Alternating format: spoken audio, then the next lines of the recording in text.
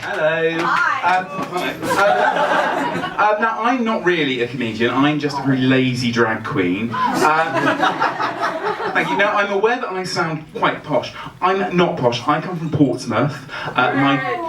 Somebody else very happy to not be in Portsmouth. My dad, Roger, was a milkman.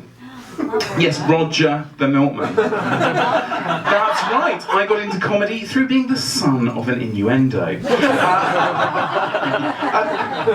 He wasn't always a milkman. He sold meat for quite a long time, and I think he wanted me to follow in his footsteps there, because he often told me that I should try to be butcher.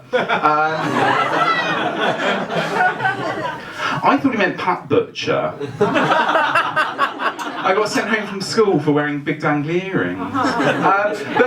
But there were other signs of how I would eventually turn out. When I played mummies and daddies with the other kids, I was always the eccentric bachelor uncle. Apparently it's very rare for 8-year-old boys to write Golden Girls fan fiction. I didn't realise that at the time. I did have a little girlfriend who lived over the road from us. She was deaf, so she couldn't hear how camp I was.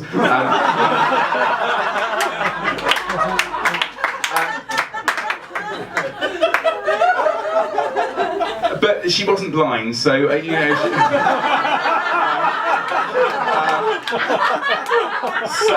You know, she probably guessed that I was just using her for her Barbies.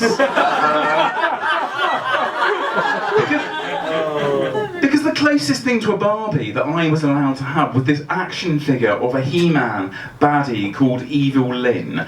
She was like a little yellow plastic Joan Collins, and I think she acted as a sort of stealth Barbie for quite a lot of little boys. It's a brilliantly shit name, isn't it? Evil Lynn. Yeah. I love it. I like to think she had friends called Grumpy Sue and comparatively personable Barbara.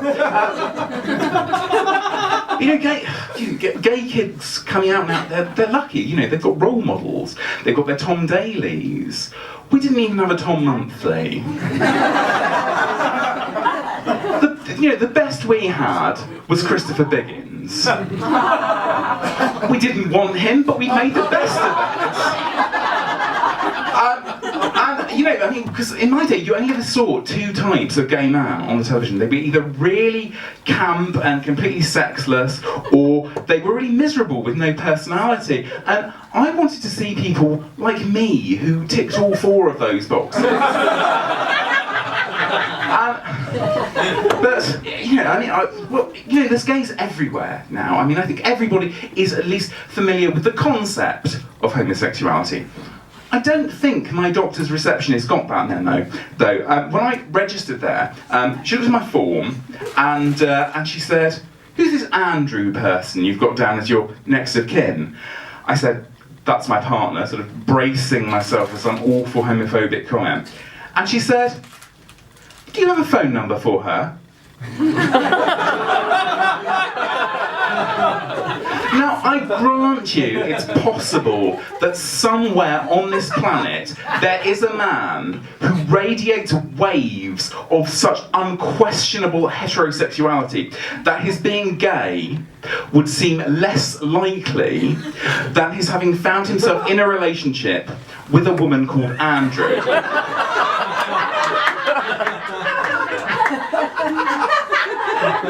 But even if such a man does exist, I am very clearly not he. I'm glad that I haven't married my partner yet, because if I'd said he was my husband, I think she would just have assumed that I was the world's most unfortunate looking woman.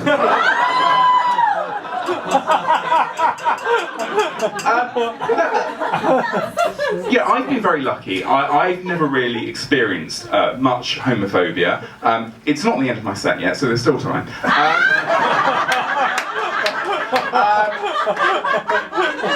But I did once have somebody shout faggot at me, and I was appalled. I was absolutely horrified that in Britain in the 21st century there are people using these American terms when we have perfectly good British homophobic insults. What's wrong with pansy? What's wrong with shirtlifter? I ask you, for the love of Stephanie Beecham, thank you. For the love of Stephanie Beecham, what is wrong with Woolly Woofter? Let's take our country back. The country where a faggot is a ball of meat covered in hot brown liquid. Admittedly, that was quite a specialist DVD. Well, you've been a delight. That's the end.